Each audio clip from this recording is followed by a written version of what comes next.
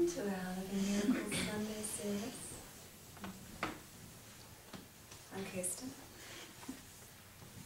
Cody. Erik.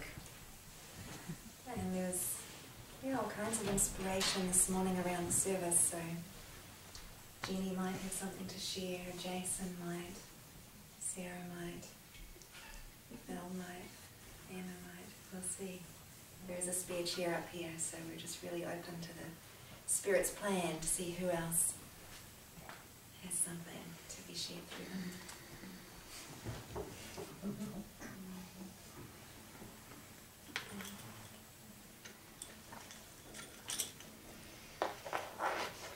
Would you like to share another theme, or was it was coming to you this morning?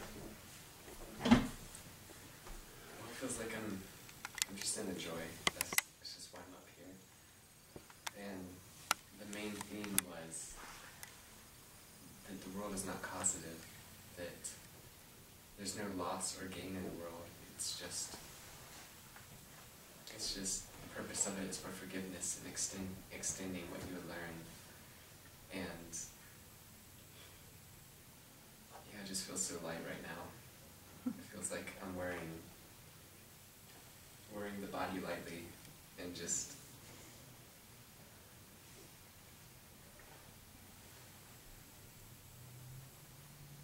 I'm just in the joy of it.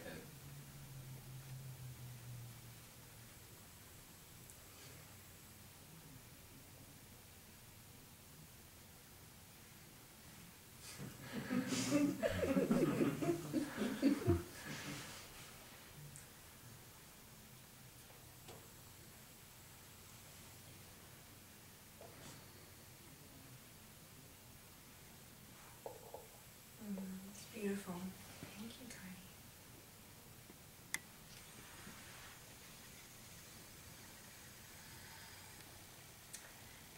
Yeah, what I'm inspired to talk about is just our function, which is accepting the atonement. And what that really means to me is that it really is my only function and my only purpose, and when I put that above all else, it's so clear that I don't need this world for anything. I'm not dependent on this world or anyone or anything or any situations or any people to be in my joy, to be who I am, to know who I am as spirit, and to know that freedom of, just as Cody was sharing, like that who you are extends from you, and all you can teach is really who you are. It's just a sharing or an extension of the presence that you are. And even this morning we joined on a tour coordinating call, and there's all this sparkle and inspiration around these road trips that are coming and worldwide travels that we've put out the invitation, like we're willing to come, which feels like an invitation, even though it looks like you're asking for invitations.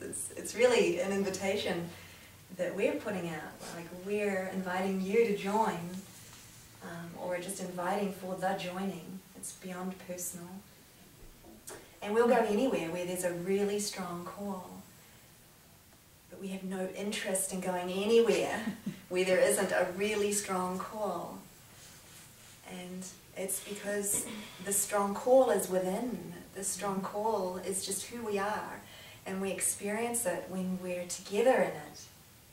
And like the idea of going somewhere to talk about the Course in Miracles, you know, to talk about concepts or talk about a process is done. It's really done. We've, like, those kind of stepping stones were helpful for strengthening the ideas and, you know, needing the props of that idea is something to just be able to show up and feel the confidence and the safety of, yes, I know what I'm doing, I'm holding a workshop, or I'm going to share a talk, or I'm going to hold a gathering. And now it's like everything feels like it's so dissolving from the mind that we don't need anything to be in our function. That it's just a present awareness of self. And when there's that strong call and we meet in it, it's like the spirit just gets pulled out of you. It's like it gets sucked out of you. Through that invitation, it's like a joining in the joy and in the inspiration of meeting in that passion. And so it's just really fun to be on the tour coordinating calls and to just be so tuned into feeling it. When you feel it, it's a yes. And the details are irrelevant. Really, the details of, how big is the group, how many people are coming, how many accommodations do we need, what size venue do you need, what kind of funds does it cost to bring you. It's like those details just all get handled in the call, because the call is everything. Like, that is the spirit, and everything else just gets handled in that collaboration. And South Africa right now is bursting with this call. And the emails are just flying in, like every hour or two there's an email from this group in South Africa. And they're just taking the ball and they're running with it. Like they're running. And they're like, we don't care who comes.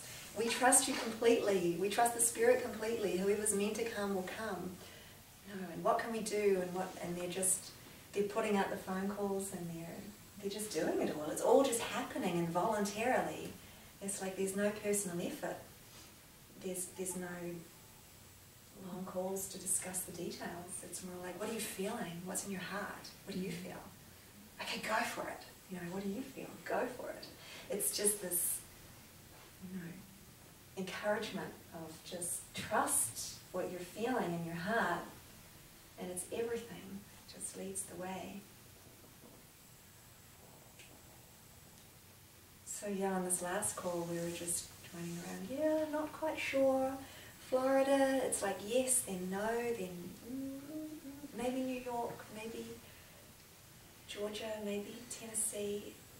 And then we just came back to having this call and feeling so much joy on the phone call just with us, like Dave and Nikita, Ricky in Mexico, and us sitting there, and Erik and Anna and Jason and I here. It's like, we don't need to go anywhere.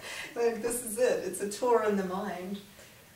It's like, this is it. It's a present experience. And then whatever just extends from there or would pull some of us somewhere from there, then yeah, of course, we would go with that. Yeah. The reason is just the experience. Yeah, I'm finding that's all that I'm able to extend right now is the present experience. I don't really have any other thoughts. It's just a bubbling joy.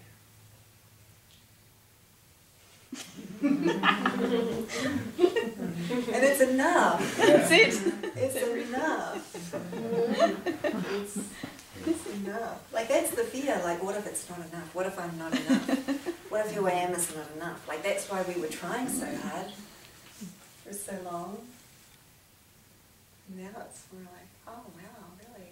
I can just be with this? It feels like so much. It's definitely, it's overflowing.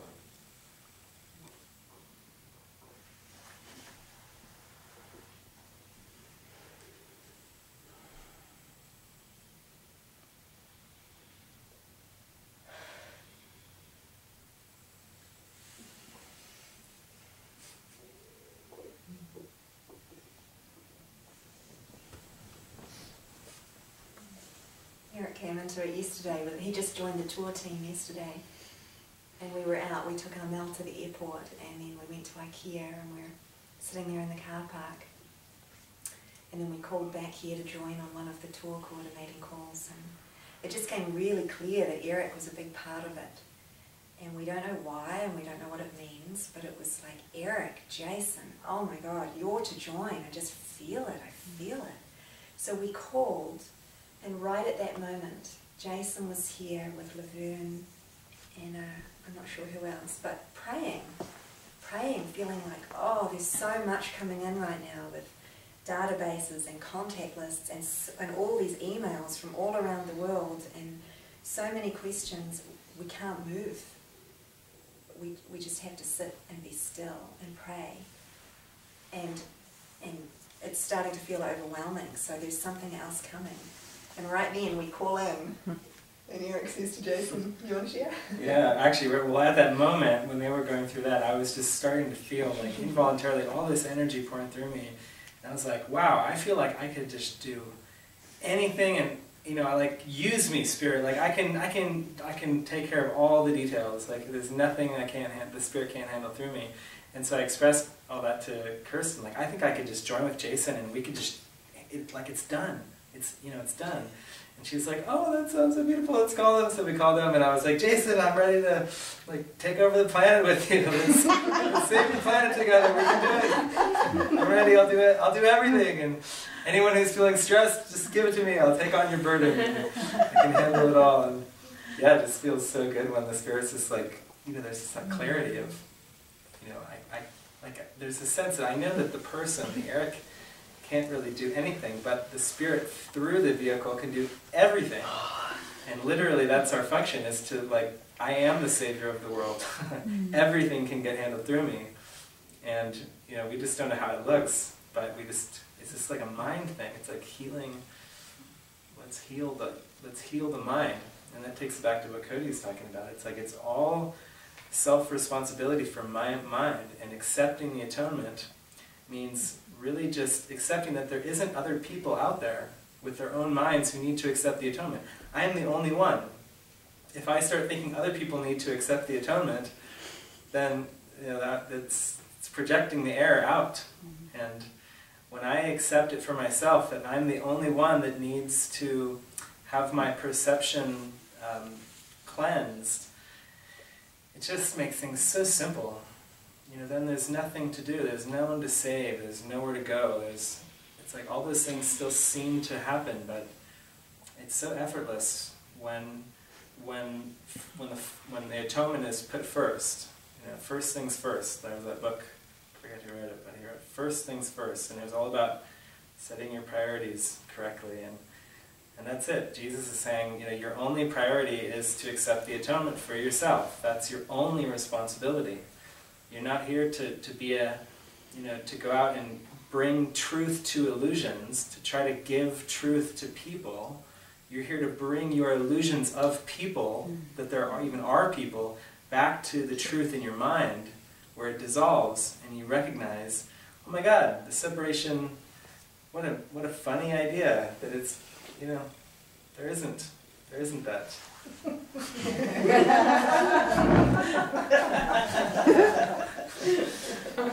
Go, Erik.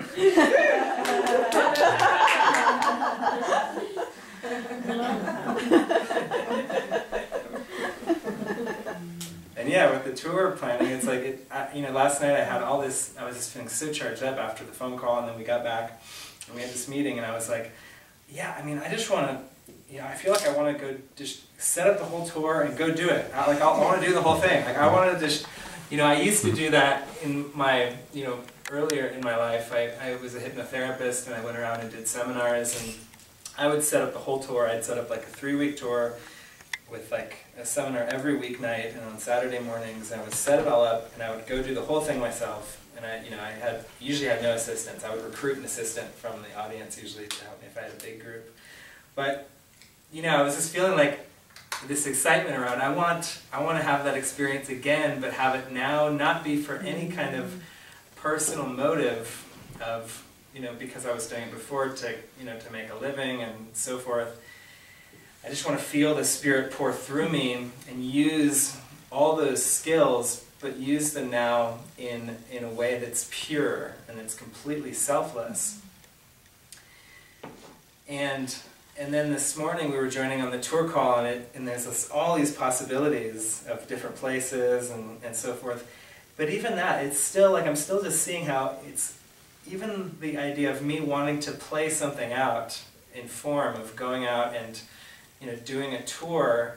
It still has this stickiness to it, and so it felt like the point of release came when it was like, we just need to hit the reset button. Like, let's blank it all out. We don't need to go anywhere. Like, forget about the tour. And I think this can apply to anything we've set up in our lives for the future. It's like, the moment we think we're committed to all these like future things, that's actually what Jason was inspired talking about, how commitment, even committing to like future things, it's like we just have to trust that if we make the one commitment to God that is the only commitment that is a real commitment, the only thing that can be committed to, then the script will play out in a beautifully orchestrated way, and it will still seem like we're being of integrity. It will still seem to be keeping all of our commitments informed that are truly helpful, but we have to, we can't get, it's so easy for the ego to like usurp the mind and then make it about the effect instead of the cause. And so I love the idea of just, it's in every moment when we feel stressed, we can just hit the reset button and it's, oh yeah, there is nothing like except right here, this commitment here to be in prayer, be in communion with what I am and the one that created me, perfect. And that's it. And I'm so loved and I'm so innocent, and there's and God isn't making any demands on me. He's not saying like, you need to go out and preach this to all nations. He's not saying, he's just like, you need to see that you're dreaming right now. Wake up. I love you. I love you so much. You're dreaming. It was just a dream.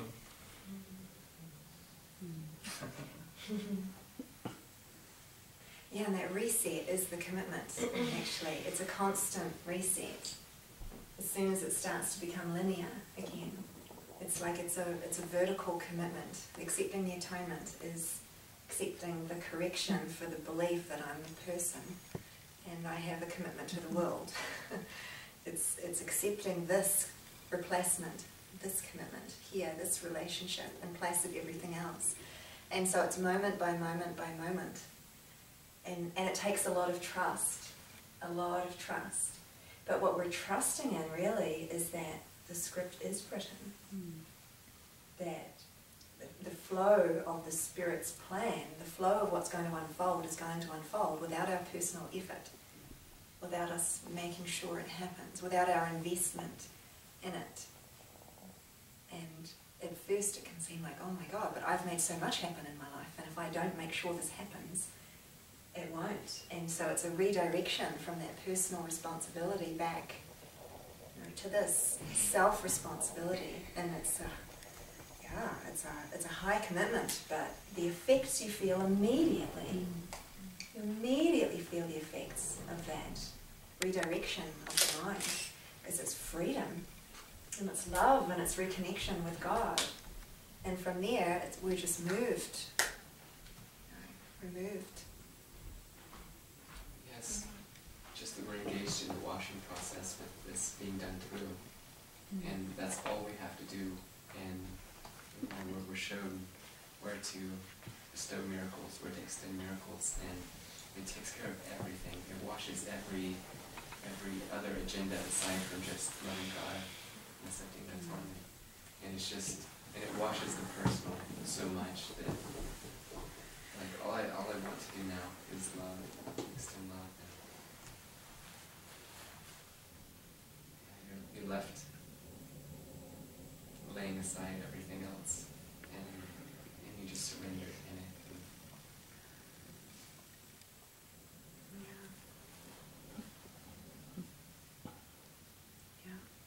No more compromise. It's like the flame is lit.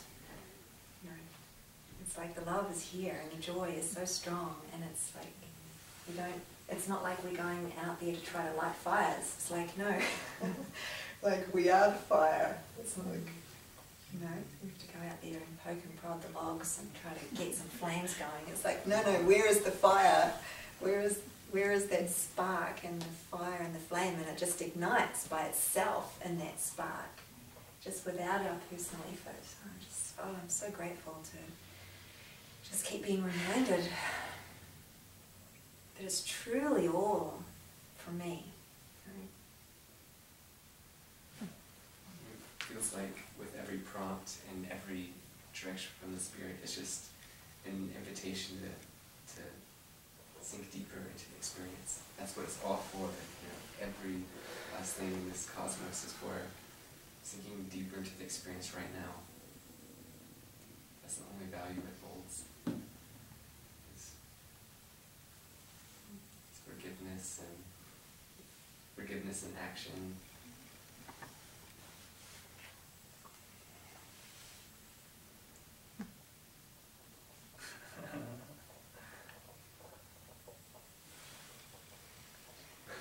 It comes from a still place.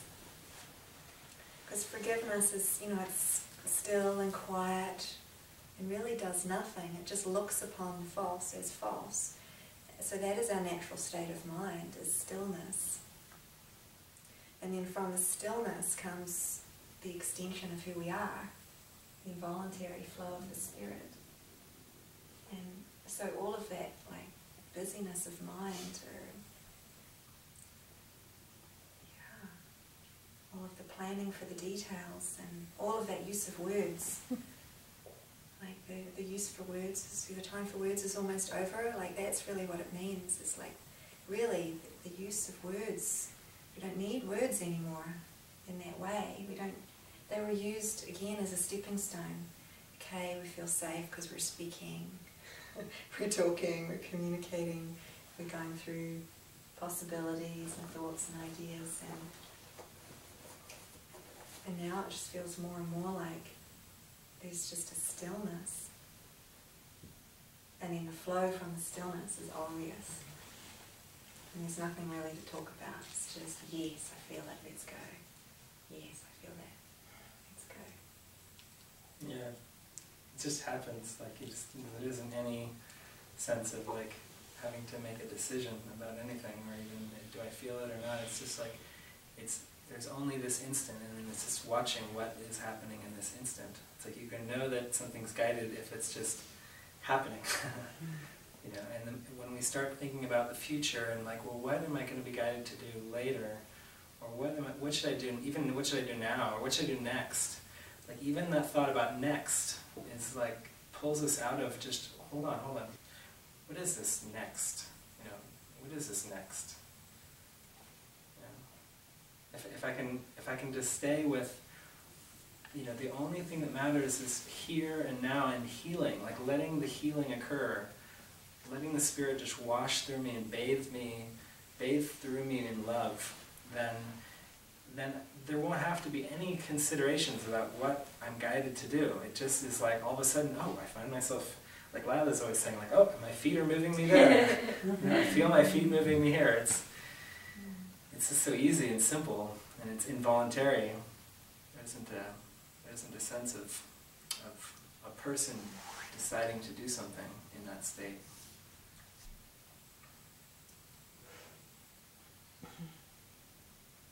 But it seems to take a lot of like vigilance, because it's so tempting, and there's so much fear of that. There's so much fear of being completely under Christ's control and not having any control. Like the thought that there really isn't, that I, as what I think I am, has any control at all. The thought that there's just absolutely no controller here. There's just pure abstract oneness, and then there seems to be these images moving.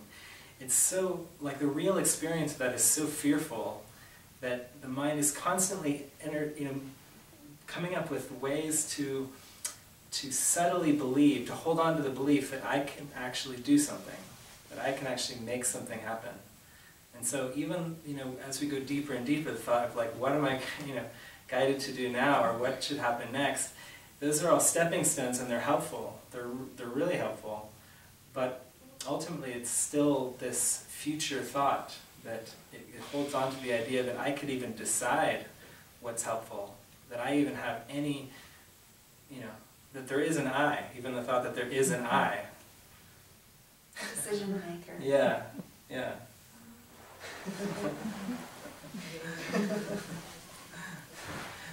What should I do? Who is this I? What am I talking about?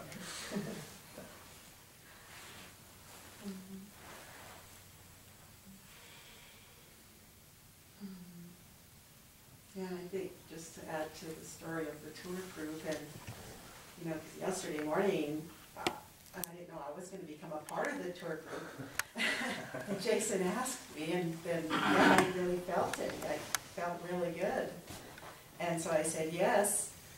And then we got on a call with David, and then he started talking about all these countries, Brazil, Argentina, South Africa, Eastern United States, just on, and all of a sudden I could feel this fear come up, like, what did I get myself into?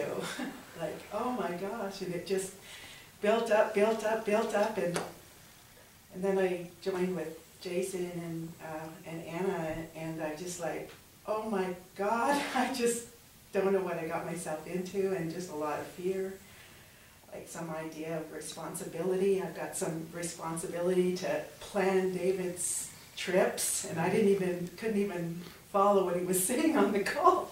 So there I'm in this intense fear, and in that same moment you called and said you were just bursting with energy to help with the tour. I could just see it was all, it felt like it was all for me. Yeah, it feels, in this moment, I started having a little backlash this morning. I noticed when I woke up, I felt a little sluggish, and I was just like, oh my God. Yesterday I had all this energy, and I committed to all these things, and, oh shoot, like, now it's all going to come crashing down, and I'm going to look like a complete, But yeah, I feel like the only way it's possible is with this reset button idea. It's like, if I can just keep hitting the reset button and remembering, oh yeah, like it's a tour of the mind. Like there is no world. There is no world. There is no Brazil to go to. It's only a dream.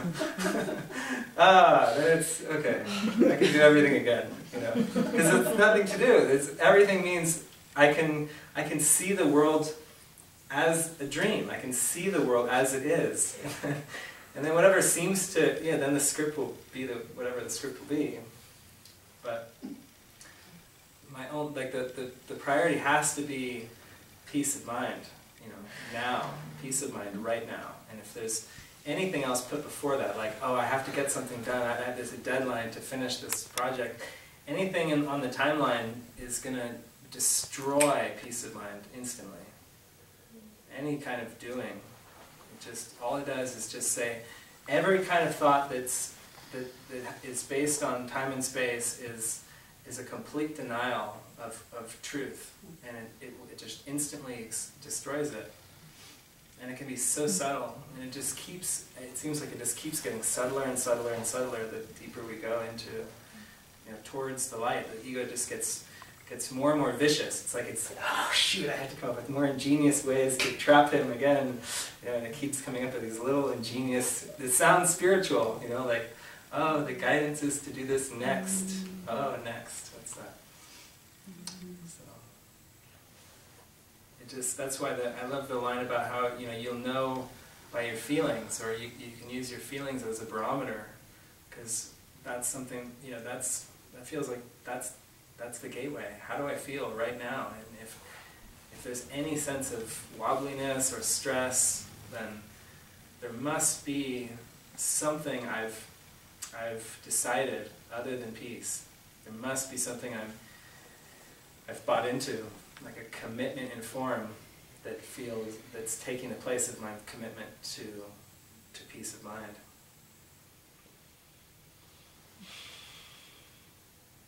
Yeah, it's beautiful, Erik. Because in that state of mind where you're at peace, then the Spirit can do it through you. And then all things are done through us, like through me, my Father can do all things. It's true. The only time that God can't be moving through us is when there's a personal I saying, I got it. I've got to handle these things. And so it's just a constant practice of that, like the reset, or accepting the atonement, giving it back over again, letting go of the world. However the terminology works for you, coming to God with wholly empty hands again, and again, and again, and again, moment by moment by moment.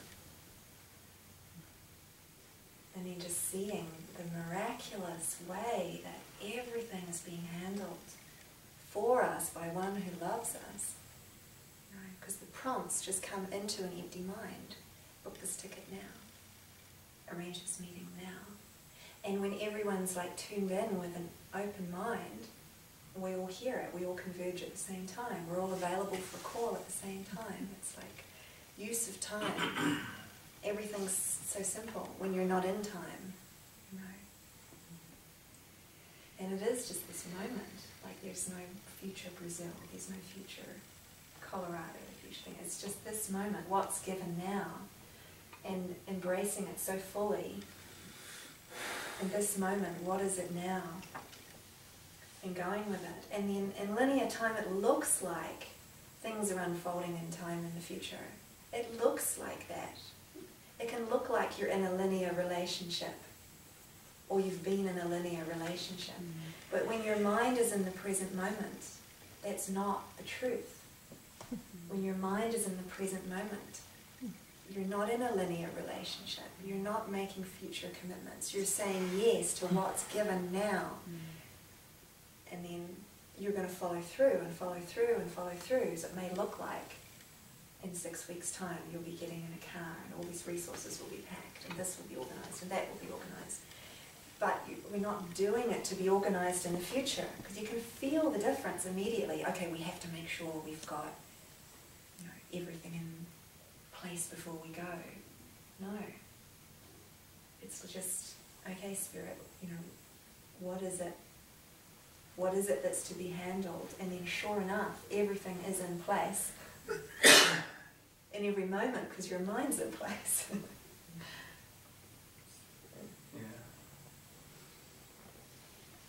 And that way you can't get it wrong. You can't, it takes all the pressure off somehow getting it right or getting it wrong, as if you could. Like you're not in charge of the plan. You're not in charge of the plan, isn't that great? Very relaxing.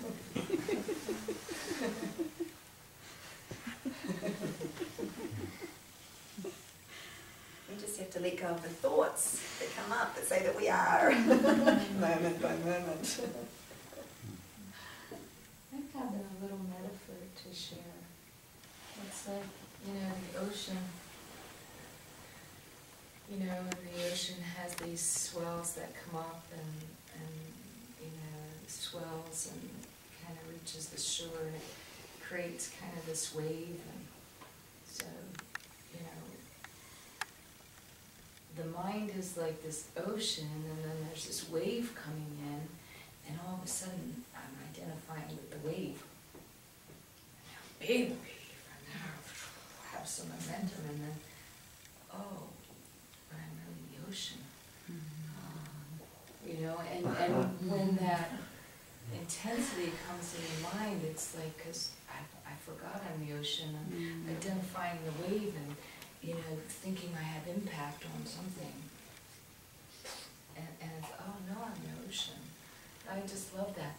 And then when there's, you know, something that falls into the ocean and there's the water that splashes up from, say, a wave crashes into the rocks and there's all these driplets of, you know, and then I'm, you know, and then, oh my God, I'm a driplet! And I'm like panicking, and then it drops in the ocean again. I'm like, oh yeah, forgot I'm the ocean. You know, so it's like these thoughts are like, that's what happens. And it's like that feeling of, you know, total panic of thinking you're a droplet all by yourself, or that feeling that self-importance of being a wave and having impact on something, and it's not any of that. So it's like a It's like a sensing device, you know, that the Spirit gives us to know, oh, it's not that, it's not that, it's, oh yeah, on the ocean, you know, and yeah, it was coming through, I just had to share it, of course, just as you were speaking. Kept on coming.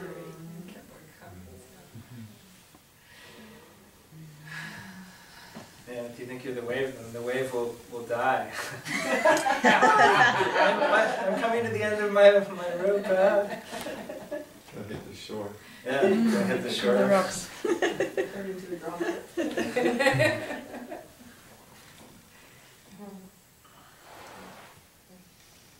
Yeah, something that just keeps coming up for me is, it's like that the atonement is inevitable. The mind is, like, it's inevitable that we return to the Creator. I mean, we are there. It's a present moment decision to believe that we're not. So when we're talking about that, all of this, it's like just reminding me, Jesus, it just keeps coming through my mind, like Jesus keeps saying, like, just stay with me. Just stay with me, and I will arrange all of time and space for you. You need do nothing. And I just thought the ocean was so beautiful. I mean, it's funny that you even had used that metaphor, because I started writing a song last night because I felt intensity coming up. And it was about going back to the sea. I was like, take me to the sea where I can be free. Take me to the sea and wash me with divinity. Take me to the sea where I can breathe without a body. And yeah, I just feel so just relieved in this moment, really. Because it's like, just, Jesus is like, stay with me. Just stay with me. Because it's inevitable. We woke up. It's inevitable. So, yeah, that just kept coming in mind.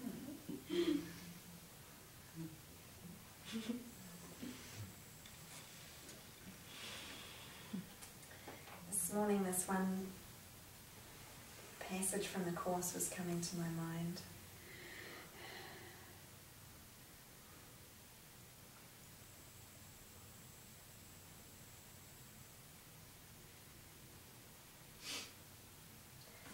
Beyond the body, beyond the sun and stars, past everything you see, and yet somehow familiar, is an arc of golden light that stretches as you look into a great and shining circle. And all the circle fills with light before your eyes. The edges of the circle disappear, and what is in it is no longer contained at all. The light expands and covers everything, extending to infinity, forever shining, and with no break or limit anywhere. Within it, everything is joined in perfect continuity, nor is it possible to imagine that anything could be outside, for there is nowhere that this light is not. This is the vision of the Son of God, whom you know well. Here is the sight of him who knows his Father. Here is the memory of what you are, a part of this, with all of it within, and joined to all as surely as all is joined in you. You know the ancient song, and know it well. Nothing will ever be as dear to you as is this ancient hymn of love the Son of God sings to his Father still.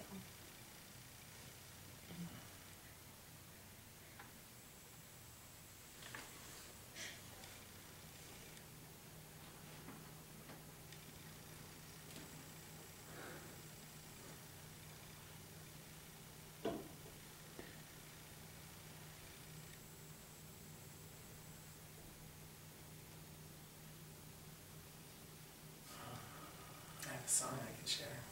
Okay.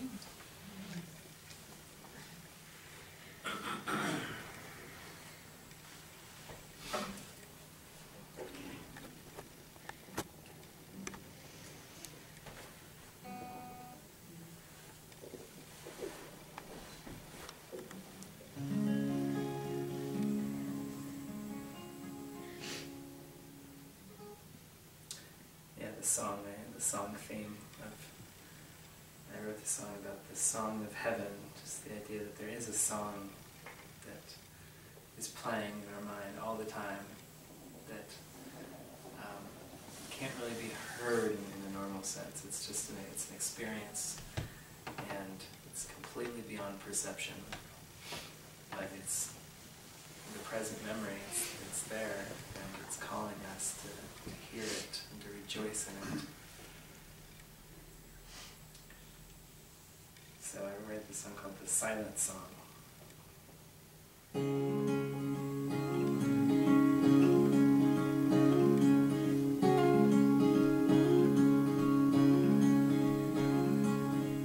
Can you hear the song playing silently everywhere? It's hard to hear if you're listening only with your ears. Can you see the light shining endlessly through your mind? It's hard to find if you're looking only with your eyes. Can you smile, smile? It lightens up the world for a while. But don't try, it'll come naturally when you're inspired by the love inside.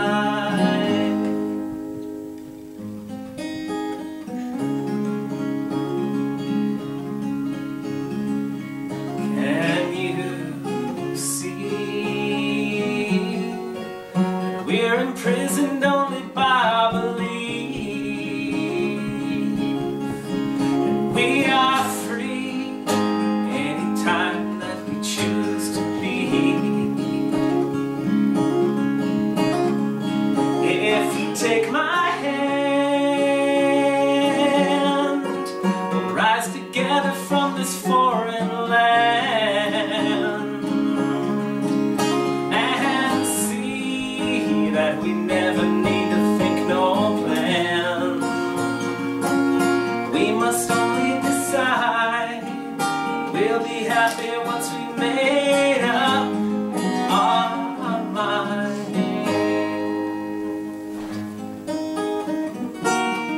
Walking faster only slows you down. Just be patient, keep your feet on the ground.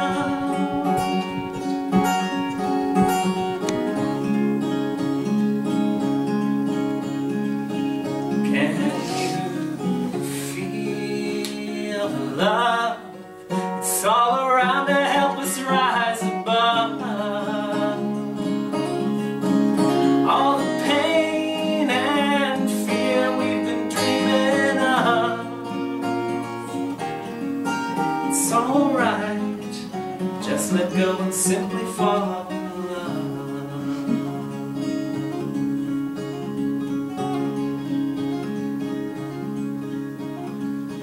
Can you hear the song playing silently everywhere? It's right here, singing softly that there's nothing to fear.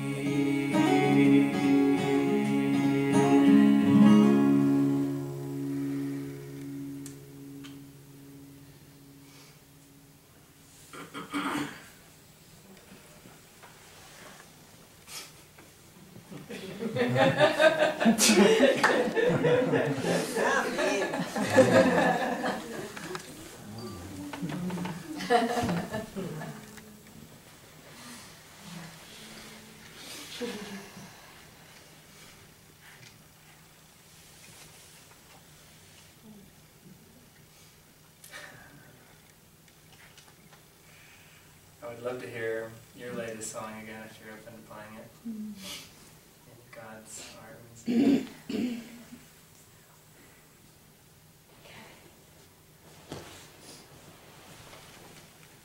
Will you play with me?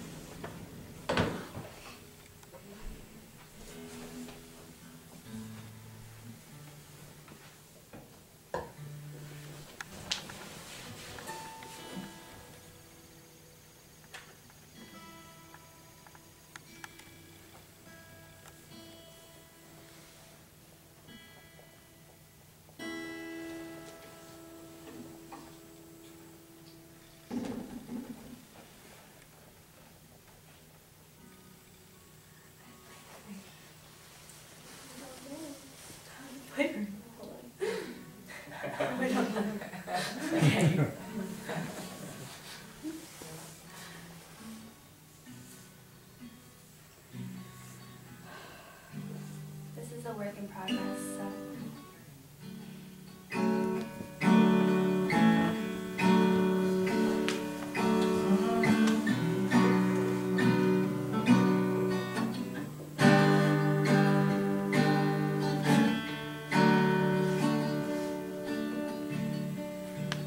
I close my eyes, and all I see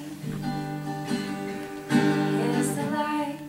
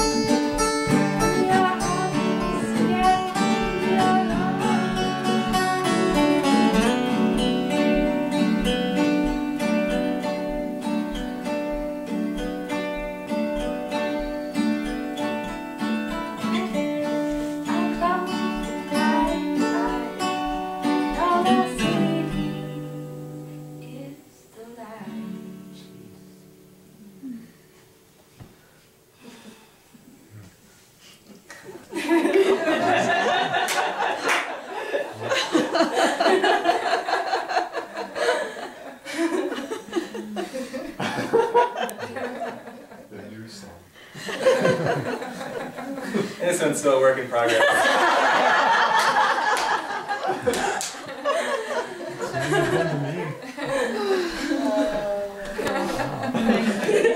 Just lower the expectations way down. The whole universe pulls out. It's a voluntary.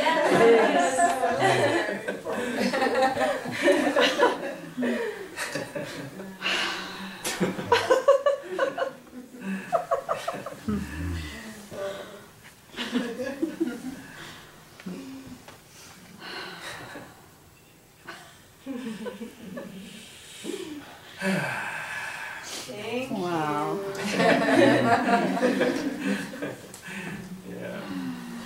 Thank you. Wow. Wonderful.